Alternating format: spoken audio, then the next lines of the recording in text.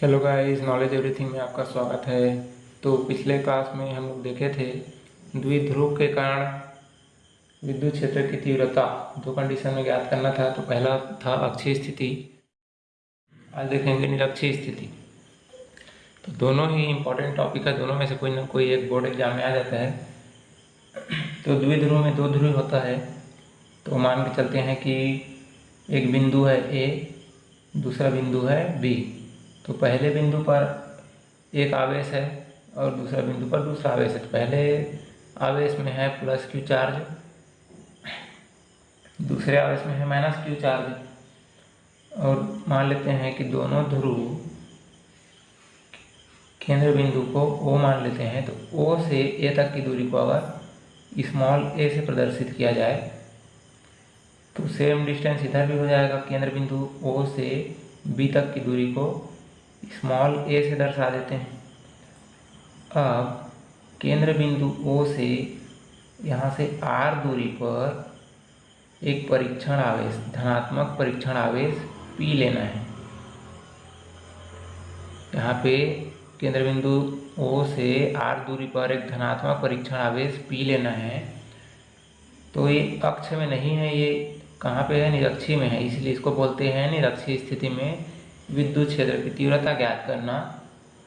किसके ऊपर? परीक्षण आवेश P पर। तो हम लोग समझ गए कि यहाँ पे वैद्युत द्विध्रुव है। द्विध्रुव एक धनात्मक आवेश है, दूसरे ऋणात्मक आवेश है। केंद्र बिंदु से एक आवेश की दूरी a है, इधर भी केंद्र बिंदु से दूसरी साइड में a दूरी पर है। R दूरी पर एक परीक्षण आवेश धन आवेश है, ये P लेना है। अब इसको यहाँ पे मिला देंगे और इसको भी यहाँ पे मिला देंगे। अब A धनात्मक आवेश और ये भी धनात्मक आवेश, तो क्या करेगा? इसको प्रतिकर्षित करेगा। तो प्रतिकर्षित करेगा तो उसको हम लोग मान लेंगे विद्युत क्षेत्र की तीव्रता E1।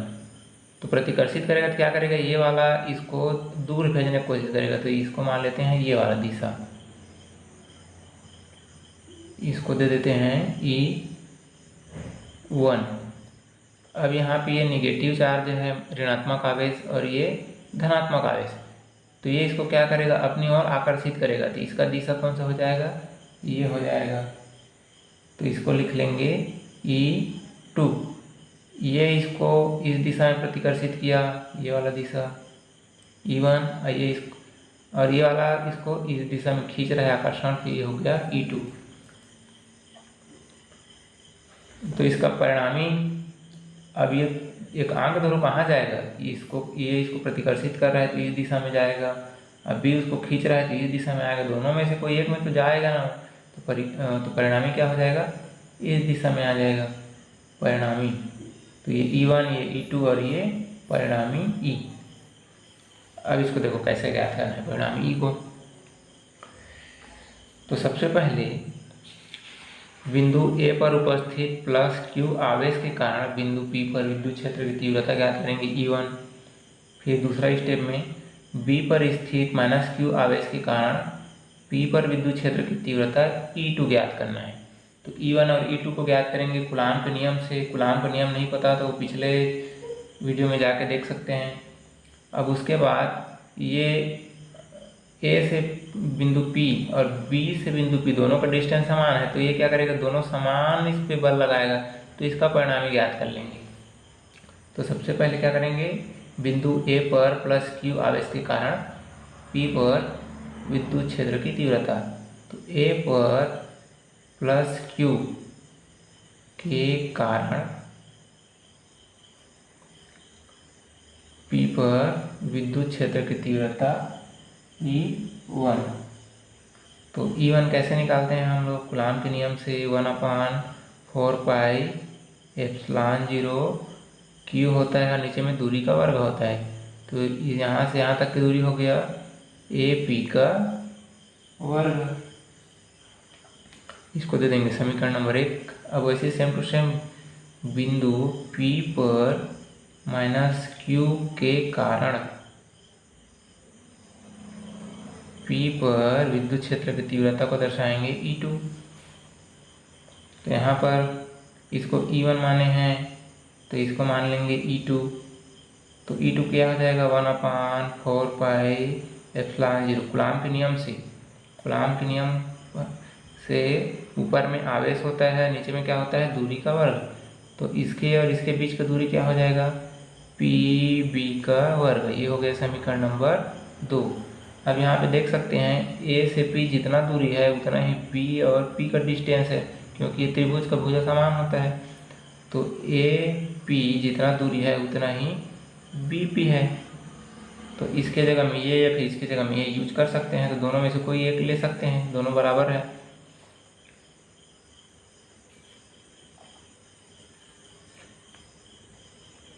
अब यहाँ पे E1 और E2 दो अलग अलग दिशा में है। E1 इस दिशा में, E2 इस दिशा में। परिणामी हो गया E। इसको ज्ञात करना है। तो इसको ज्ञात करने के लिए अब हम लोग एक सदिश को दो भागों में डिवाइड कर सकते हैं। मान लेते हैं कि कोई एक सदिश है, ये O और ये हो गया A। ये सदिश A को दो भाग में कैसे डिवाइड कर सकते हैं, अगर ये तिरछा है तो इसको एक ऊर्ध्वाधर घटक और इसको क्षैतिज घटक दो भागों में डिवाइड किया जा सकता है। एक सदिश है उसको दो भागों में डिवाइड, एक होता है क्षैतिज, एक होता है ऊर्ध्वाधर। तो ऊर्ध्वाधर को कैसे लिखेंगे, इस सदिश A को लिखेंगे साइन के रूप में, A साइन थीटा। और जो क्षैतिज घटक है, क्षैतिज घटक को कैसे लिखेंगे, A कॉस थीटा। जो खड़ी लाइन है उसको साइन के रूप में लिखना है, खड़ी को साइन। तो यहाँ पर इस वाले E1 को कैसे करेंगे, दो भाग में डिवाइड करेंगे, एक खड़ी इधर और एक इस दिशा में। तो इस दिशा में रहेगा उसको क्या करेंगे, ये सदिश का नाम है E1, तो E1 साइन थीटा। और ये वाले दिशा को कैसे लिखेंगे, E1 कॉस थीटा। तो ये वाला जो लाइन है, ये वाला, इसको क्या लिखेंगे, E1 कॉस थीटा। और यहाँ पे खड़ी एज्यूम करना है, उसको लिखेंगे E1 साइन थीटा। E1 को दो भाग में डिवाइड कर दिए। अब वैसे यहाँ पर भी एक दूसरा सदिश है E2, ऐसा तिरछा है E2, इसको भी हम लोग दो भाग में डिवाइड करेंगे, एक ये सीधा वाला और एक ऐसा वाला। तो खड़ी वाले लाइन को क्या लिखते हैं, E2 साइन थीटा, और ऐसे वाले को E2 कॉस थीटा। ये ऐसे वाले को क्या करते हैं, E2 कॉस थीटा। तो इसका दो घटक, एक सीधा वाला हो गया E2 साइन थीटा और ऐसा वाला घटक E2 कॉस थीटा। तो यहाँ पे लिख देंगे E2 कॉस थीटा। अब इसको देखोगे, खड़ी ऊपर और नीचे में, तो ये और ये सेम टू सेम एक दूसरे को कैंसिल कर देगा, साइन थीटा। और ये बाजू वाला E1 cos theta, E1 cos theta. तो यहाँ पे E1 कितने बार आ गया, दो बार आ गया, क्योंकि E1 और E2 तो बराबर है आपस में। तो इसको E1 ही लिख सकते हैं, E1 E2। तो इसका परिणामी E कैसे निकालेंगे, दोनों को आपस में जोड़ेंगे। परिणामी विद्युत क्षेत्र की तीव्रता E बराबर हो जाएगा, इसको आपस में जोड़ेंगे, E1 cos theta, E1 cos theta, दो बार है तो 2 E1 कॉस थीटा। बस यही इसमें का थोड़ा सा हल्का सा कठिन जैसा था, बाकी सब इजी है। तो परिणामी को कैसे ज्ञात करना है, E बराबर 2 E1 कॉस थीटा। अब आगे E1 का मान को यहाँ पे ला के रखेंगे और कॉस थीटा का मान को ला के रखेंगे। E1 का मान यहाँ से ले लेना है, तो E बराबर 1/4πε0 आगे Q नीचे में है AP का वर्ग। इतना तो हो गया सिर्फ E1 का मान, और यहाँ पे क्या है 2 और कॉस थीटा भी है, तो 2 हो गया और कॉस थीटा हो गया। अब इसमें हमको दो चीज़ कहीं से भी फाइंड करके लाना है, फिर हमारा आंसर आ जाएगा। क्या क्या चीज़ लाना पड़ेगा, AP का वर्ग चाहिए और ये कॉस थीटा चाहिए। इसको दे देंगे समीकरण नंबर 3। तो AP का वर्ग हमको खोजना है और कॉस थीटा खोजना है, दोनों वैल्यू को ला के यहाँ पे रखेंगे तो हमारा आंसर आ जाएगा। अब AP का वर्ग, इसको कहाँ से लाएंगे, देखो AP क्या है, अगर इसको हम लोग एक त्रिभुज को देखें AOP, एक त्रिभुज मान लें और इसको थीटा मान लें कोण, तो ये त्रिभुज में ये कर्ण हो गया और ये आधार हो गया और ये लंब हो गया। तो पाइथागोरस प्रमेय यूज कर सकते हैं। AP का वर्ग ये कर्ण का वर्ग बराबर होता है लंब का वर्ग प्लस आधार का वर्ग। यहाँ से ए पी का वैल्यू निकल जाएगा। कॉस थीटा का वैल्यू कहाँ से निकलेगा, 9वीं में पढ़े हैं हम लोग, साइन थीटा बराबर होता है लंब बटे कर्ण, कॉस थीटा बराबर होता है आधार बटे कर्ण। तो ये आधार बटे कर्ण यहाँ से मिल जाएगा। तो आगे हम लोग चित्र बनाएंगे उधर और समझेंगे।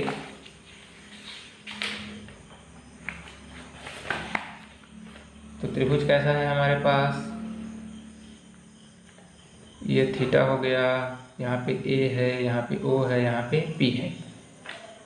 तो इधर फार्मूला क्या मिला था हमको, ई बराबर मिला था 1/4 पाई एप्सिलॉन 0, 2 है, क्यू था, और ए पी का वर्ग है और कॉस थीटा। तो दो चीज़ याद करना है हमको, ए पी स्क्वायर और कॉस थीटा। तो सबसे पहले पाइथागोरस प्रमेय।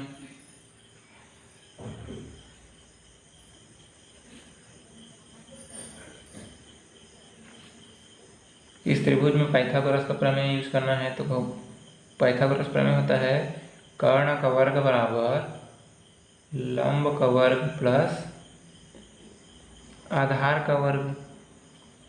तो कर्ण का वर्ग हो जाएगा ए पी का वर्ग बराबर लंब का वर्ग, ये हो गया ओ पी का वर्ग प्लस आधार का वर्ग ओ ए का वर्ग। ओ पी का वर्ग बराबर ए पी का वर्ग बराबर हो जाएगा ओ पी। ओ से पी का डिस्टेंस क्या माने थे हम लोग, माने थे कि केंद्र बिंदु से r दूरी पर एक परीक्षण आवेश p है और द्विध्रुव आवेश के केंद्र बिंदु से a तक की दूरी को क्या माने थे, कैपिटल A माने थे। तो आधार की लंबाई क्या हो जाएगा a और केंद्र बिंदु O से P की दूरी r। तो ये r का वर्ग प्लस a का वर्ग। यहाँ से ए पी बराबर क्या मिल जाएगा, r का वर्ग प्लस a का वर्ग। यहाँ पे पूरे का घात 2 है तो इधर आके हो जाएगा पूरे का घात 1/2।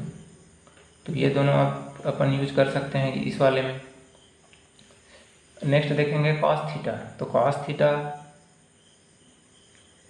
बराबर होता है लंब बटे कर्ण आधार बटे कर्ण।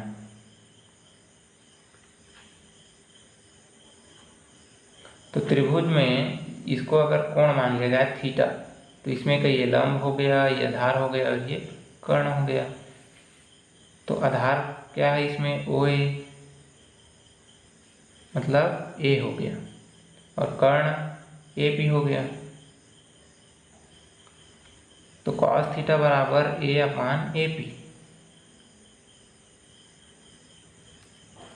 आधार बटे कर्ण।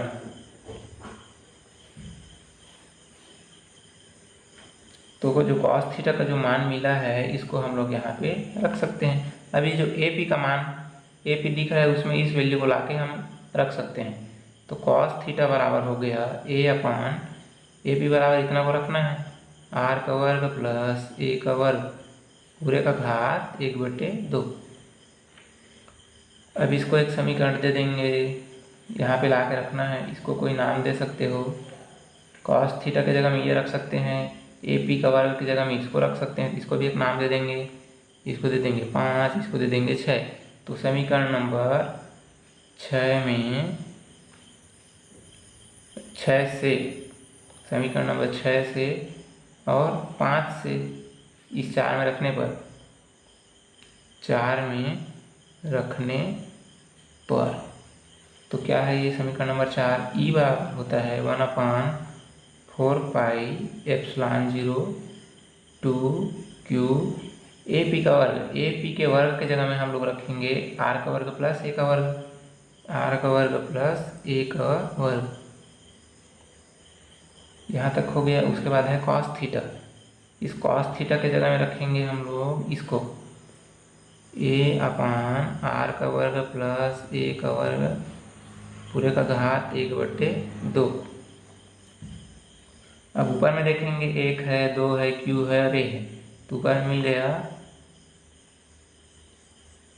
ऊपर मिल जाएगा 2QA और नीचे में देखेंगे आर का वर्ग प्लस ए का वर्ग। यहाँ पर भी है आर का वर्ग प्लस ए का वर्ग। यहाँ पे पूरे का घात कुछ नहीं है, मतलब 1 है। यहाँ पे पूरे का घात 1/2 है। तो दोनों में से एक बार लिखना है r का वर्ग प्लस a का वर्ग। अब इसका घात 1 और इसका घात 1/2, दोनों आपस में जुड़ेगा, कितना हो जाएगा? 1 में 1/2 जोड़ेंगे तो क्या होगा? इसका इसके साथ गुणा, इसको जोड़ेंगे तो 2 1 कम 2, 2 में 1 जोड़ेंगे तो हो गया 3। तो क्या मिला? 3/2। तो इसका पूरे का घात 3/2। अब हम लोग वैद्युत द्विध्रुव आघूर्ण पढ़े हैं। वैद्युत द्विध्रुव आघूर्ण क्या होता है? P बराबर होता है 2 × QA। ये पढ़े हैं। कहाँ से आया नहीं पता तो पिछला वीडियो देख सकते हैं। तो हमको जहाँ भी 2QA दिखाई दिया वहाँ पे हम लोग P यूज कर सकते हैं। तो यहाँ भी देख सकते हो 2QA दिख रहा है, तो इसके जगह में हम लोग लिखेंगे P। P होता है वैद्युत द्विध्रुव आघूर्ण। तो ये बच गया हमारा समीकरण E बराबर 1/4πε0।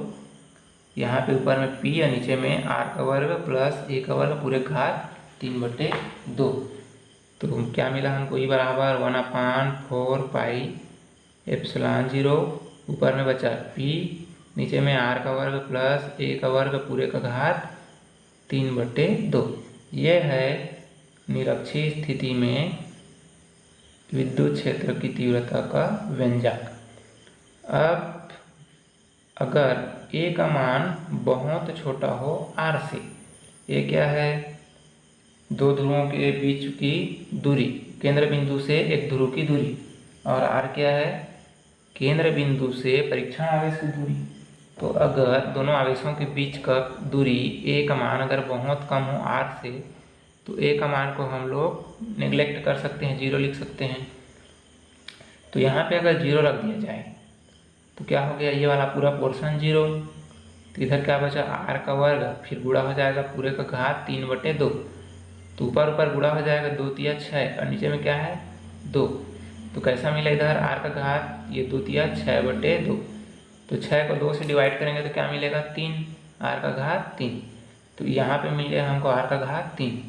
तो बन गया E बराबर 1/4πε0 P, और नीचे में है r का घात,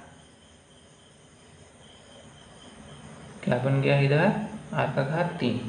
तो ये हो गया निरक्षीय स्थिति में द्विध्रुव, वैद्युत द्विध्रुव का विद्युत क्षेत्र की तीव्रता का व्यंजक।